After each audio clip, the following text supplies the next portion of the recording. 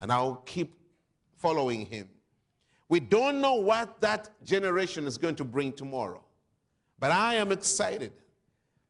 2 years ago, I made a decision, and I want to devote the next 10 years of my ministry investing, helping the young generation to come into the right position with God, that God would bring them to destiny. And we are seeing wonderful and exciting things on different campuses around the country. Only recently, we weren't able to attend that. We were in Taiwan with my wife.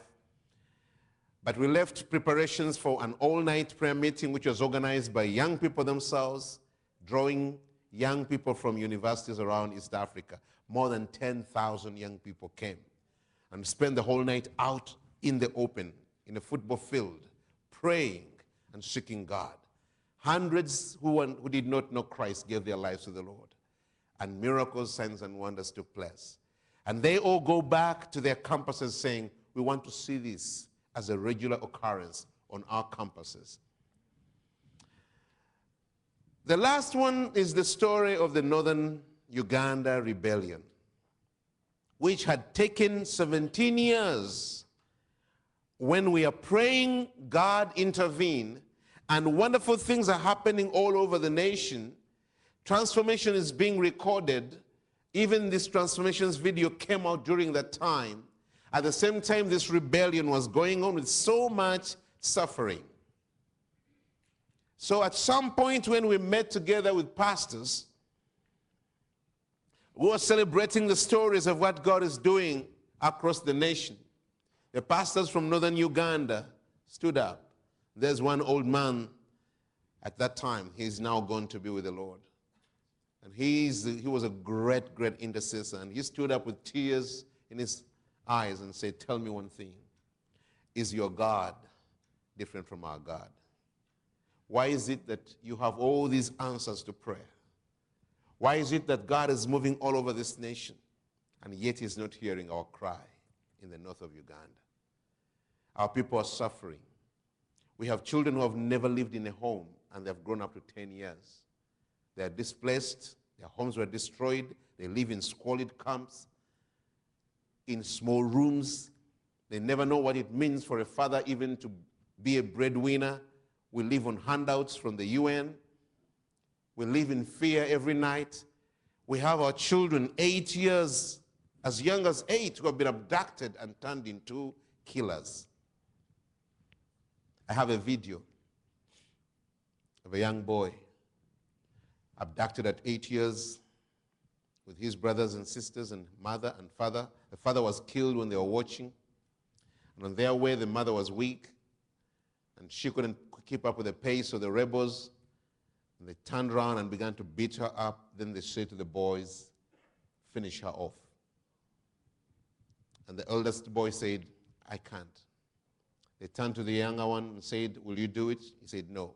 They took the older boy and cut off his head when these two, 8-year and 6-year, are watching. And the 8-year said to the other, we've got to do it. And they killed their mom. And this boy is on video and she said, that was my first murder. And this interviewer asks him, have you ever killed any other people? He said, many, many, many.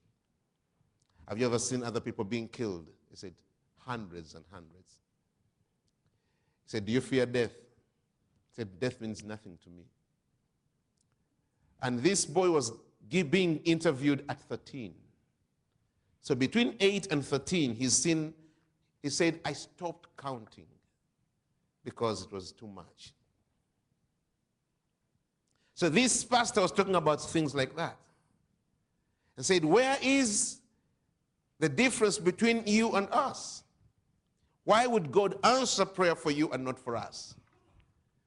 And brothers and sisters, this is the question I want to bring in this weekend. Why should we be satisfied with prayers that do not bring answers? Why should we be satisfied that God is waiting and waiting and waiting when lives are perishing and being destroyed. When that pastor asked, although we all knew we have been part of the prayer movement and seen God move, none of us had an answer. None of us had an answer for him. So somehow we encourage them, we try to build them up in faith, but it led us, some of us, to go back and humble ourselves before God and say, God, there must be something we are missing. There must be something we are not doing right. It's not typical of you to watch while lives are being destroyed, and it goes to 17 years of people praying and you are not answering. We began to seek the Lord, and I began to get a call, say, call the nation to a 2 weeks fast. I called other leaders and said, this is what I'm hearing, this is what I'm hearing, and everybody confirmed we are getting the same message. We met several times in a hotel and sat down and said, how are we going to go about this? We said, we have got to get everybody on board, even if it takes weeks for us to do that. It took us about 6 weeks to consult the different spiritual leaders, political leaders, business leaders, and eventually we declared the fast. Now that's a long story. It's out of that story that God began to give, that process, God began to give specific direction, what needs to be done. The rest of it is the story you have on the unconventional war. How God intervened, broke that rebellion, which had taken 17 years. In 3 years, everything is quiet. The rebels have been pushed out of Uganda. Sudan has turned around, stopped giving them support. The Sudanese People's Liberation Army has turned against them. They had to be pushed out into Congo. Right now, they are on the run in the Congo. God silenced a war in 3 years that we had prayed over 17 years. Why? Because I believe there was a time when everybody said, we don't know how to pray as we ought. So let's humble ourselves and ask God, what is it we are missing? And when we did that, he began to give us specific instructions, and we saw God answer prayer, and everything was over.